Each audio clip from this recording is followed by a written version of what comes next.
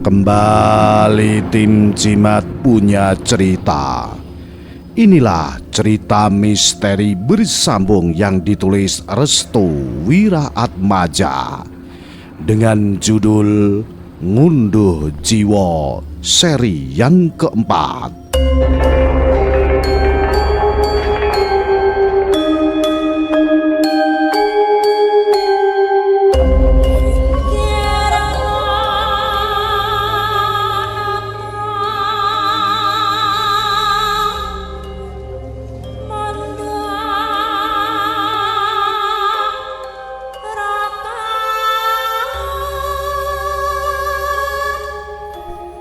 Ibu Sri saat mendengar suara wanita sedang bernyanyi menggunakan bahasa Jawa. Tubuhnya bergetar saat mendengar suara nyanyian itu. Dia menyadari bahwa di rumahnya hanya seorang diri. Pak Tirjo dan Dini sedang berada di sawah. Lantas siapa wanita yang sedang bernyanyi di rumahnya tersebut? Untuk memecahkan rasa penasarannya, Ibu Sri pun memberanikan diri untuk keluar dari kamar. Dengan jalan yang sedikit tertatih-tatih, Ibu Sri terus melangkah ke arah sumber suara dari nyanyian seorang wanita yang begitu jelas didengarnya. Namun saat dia melewati kamar Dini, ia mendengar suara wanita sedang menyanyikan sebuah kidung. Ibu Sri yakin jika sumber dari suara tersebut berasal dari kamar anaknya. Dengan perlahan Ibu Sri membuka pintu kamar Dini dengan tujuan untuk mengintip siapa wanita yang sedang menyanyikan kidung tersebut.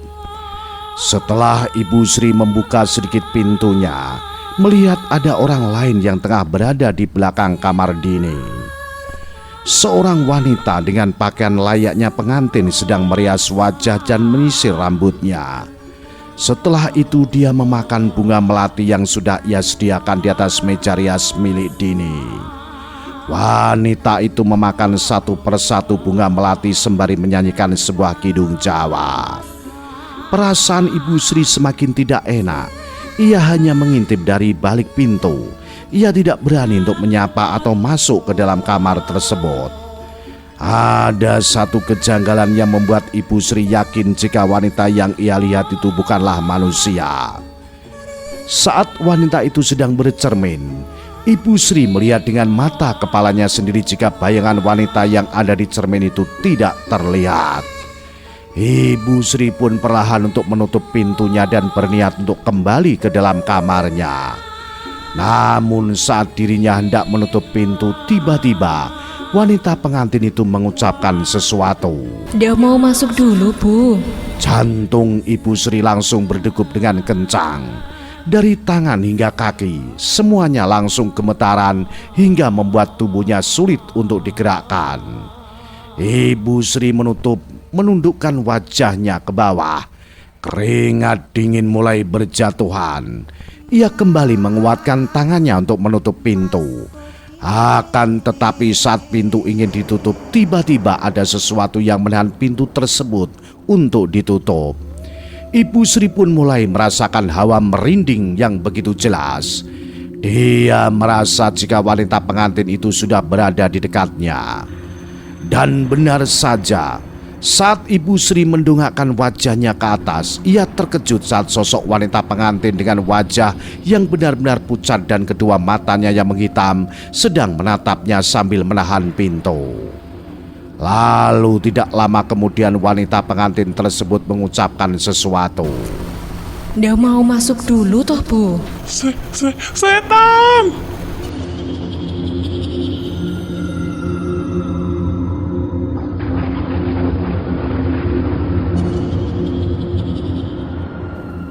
Ibu Sri segera melepaskan pintu tersebut dan berlari ke arah depan rumah. Sementara wanita pengantin tersebut tertawa terbahak-bahak mendengar teriakan yang penuh ketakutan dari Ibu Sri. Selanjutnya Ibu Sri menuju ke sawah seperti orang kesetanan.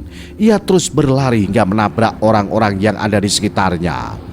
Saat Ibu Sri terjatuh, dirinya mendapati seorang wanita dan seorang pria beserta dengan anaknya yang semuanya mengenakan pakaian sangat rapi. Maaf Pak, maaf Bu, maafkan saya. Ucap Bu Sri sebelum mengetahui siapa orang-orang yang ia tabrak. Seorang wanita yang ditabrak oleh Bu Sri pun langsung menundukkan badannya sembari memegangi kedua tangan Ibu Sri. Apakah dia sudah datang? Ibu Sri yang mendengar suara itu langsung terdiam. Suaranya benar-benar sangat dikenali olehnya dan tampak familiar. Saat dimana dirinya mendongakkan kepalanya ke atas, Ibu Sri terkejut bahwa yang ada di hadapannya sekarang adalah calon mertua dari Dini, Bunda Melati. Bunda Melati? Apakah dia sudah datang? Siapa yang Bunda maksud? Bunda Melati tersenyum mendengar kepolosan yang tampak jelas dari wajah Ibu Sri. Dan memang demikian, Ibu Sri tidak mengetahui siapa yang dia maksud. Akhirnya Ibu Sri pun membisikkan sesuatu ke telinga Ibu Sri. Dia kemudian mengucapkan kalimat yang membuat Ibu Sri ketakutan karenanya. Demit manten!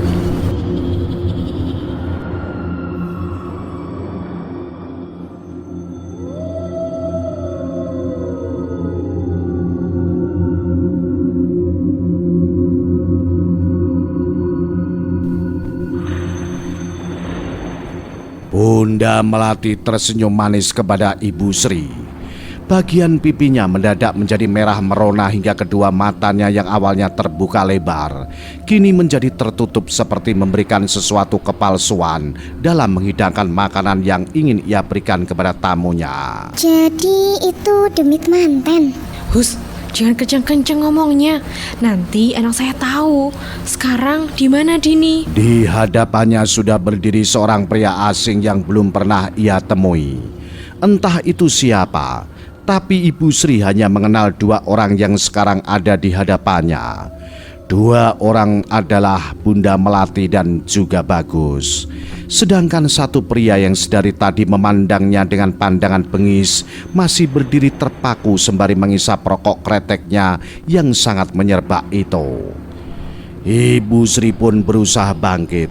Ia tidak mau menampakkan wajah ketakutannya kepada Bagus ataupun orang asing yang ada di hadapannya. Kali ini dia benar-benar diajarkan oleh Bunda Melati untuk berlaku dalam senyum palsu untuk menghindari kecurigaan.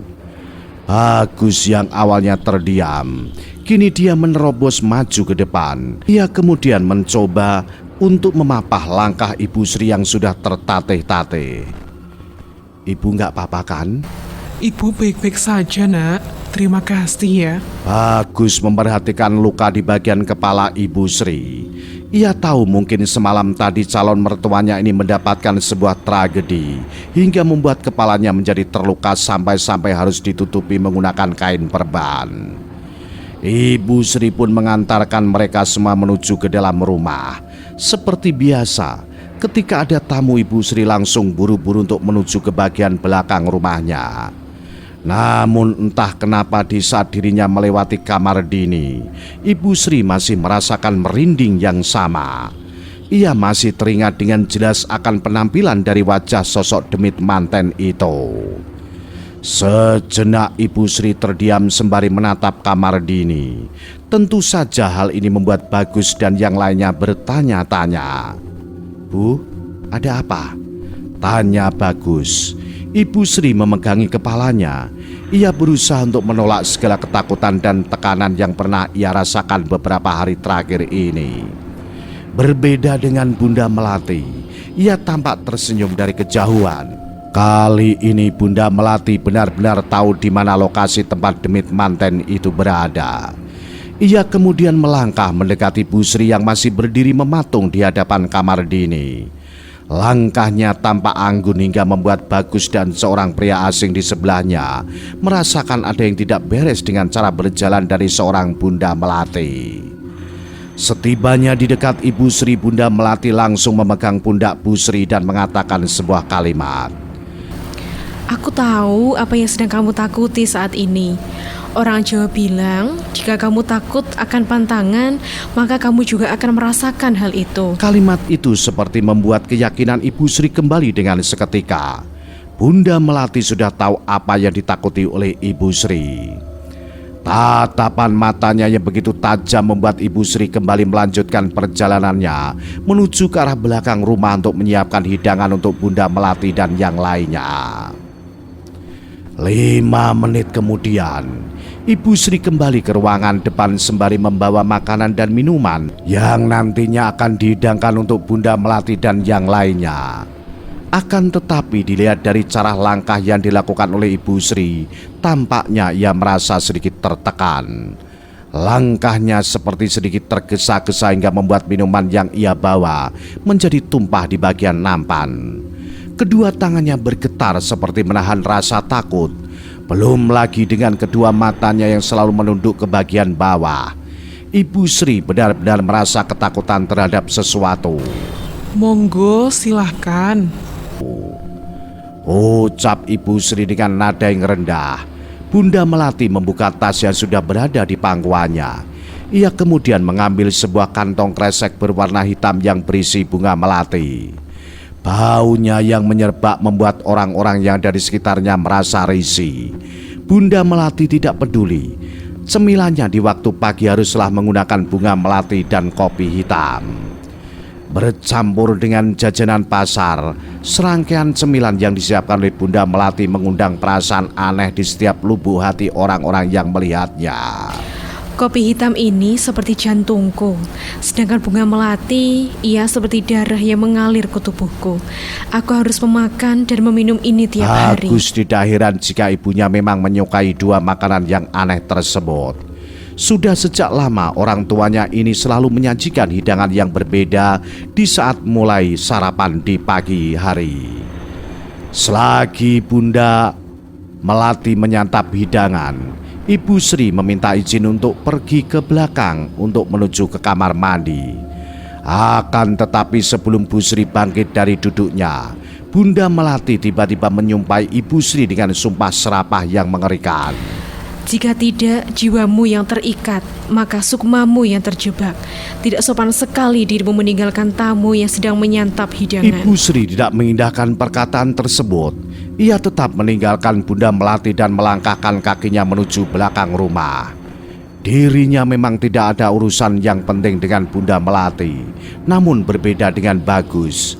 Bagus justru meminta kepada ibunya untuk menarik kembali sumpah serapah yang baru saja ia ucapkan kepada calon mertuanya itu.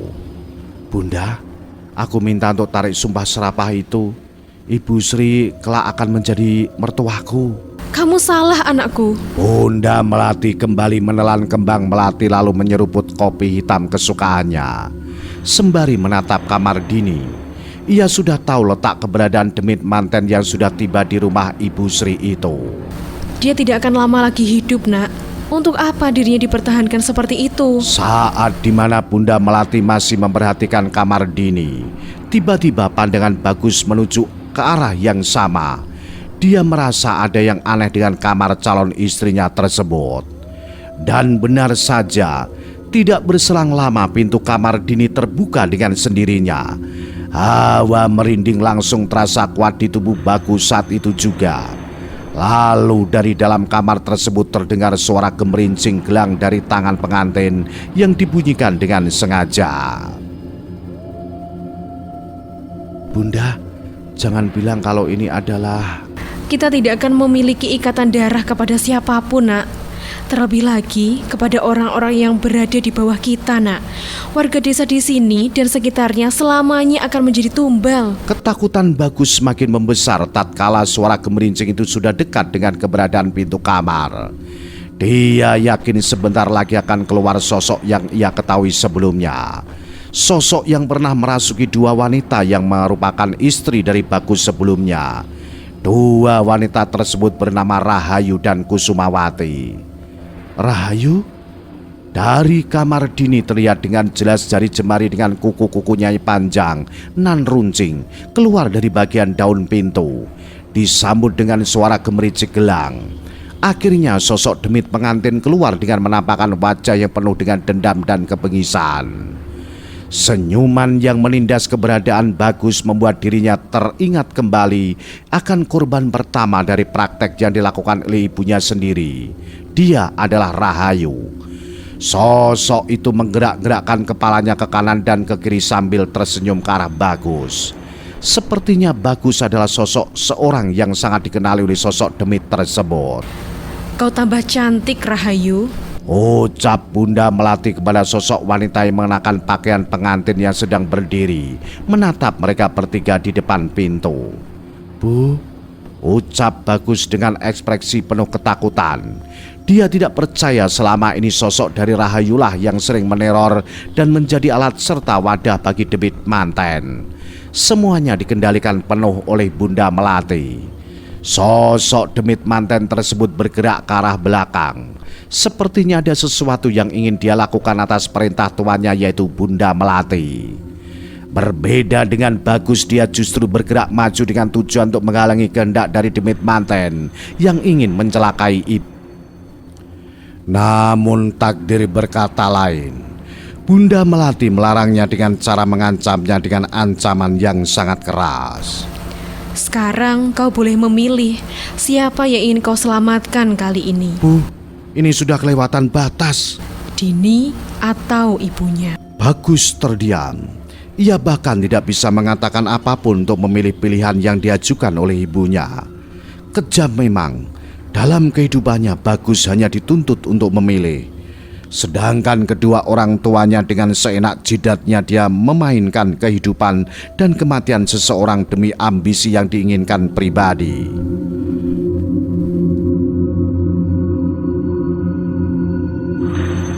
Sementara itu Pak Sumardi dan Ibu Sumi menuju ke salah satu rumah warga. Dia berkeinginan untuk menanyakan terkait siapa warga yang nantinya akan dinikahkan oleh seorang pria kaya raya dari desa sebelah. Namun sudah beberapa rumah warga yang ia kunjungi tidak ada satupun warga yang mengetahui terkait itu. Dan tiba saatnya ketika mereka berdua menemui seorang wanita tua yang sedang menyapu halaman rumahnya seorang diri. Wanita tua tersebut tampak cuek tatkala Pak Sumardi dan Ibu Sumi menanyakan terkait keberadaan wanita yang nantinya akan dinikahkan oleh seorang pria kaya raya dari desa Tejokromo. Leher wanita tua tersebut dilapisi dengan kain. Sangat aneh bagi Ibu Sumi dan Pak Sumardi yang melihat pemandangan tidak biasa di salah seorang warga yang ada di desa Wongso ini. Entah mengapa keanehan tiap orang-orang memiliki perbedaan yang sangat aneh. Permisi Mbah, kami ingin bertanya terkait seorang wanita yang kelak akan menjadi pengantin di desa ini. Apakah si Mbah mengetahuinya? Siapa namamu, Nak? Dari mana asal kalian berdua? Ada perlu apa kalian datang ke sini? Nama saya Sumi. Ini suami saya Sumarti. Kami berdua adalah seorang lebe yang mengurus terkait pernikahan dan kematian orang-orang yang ada di desa Tejokromo. Kalian lebe dari desa sebelah. Benar, Mbah. Wanita tua tersebut terdiam. Dia kemudian menatap satu persatu wajah dari Ibu Sumi dan Pak Sumardi. Tatapannya penuh dengan ketidaksukaan terhadap mereka berdua. Namaku Suryani, panggil aku Mbah Sur. Baik, Mbah Sur. Wajahnya yang semula penuh dengan pertanyaan kini berangsur-angsur menjadi wajah yang penuh dengan intimidasi terhadap lawan pembicaranya. Sopo sing dadi ngunduh jiwa selanjutnya? Tanya wanita tua tersebut. Pak Sumardi dan Ibu Sumi saling menatap. Mereka tidak mengerti maksud dari kalimat wanita tua tersebut.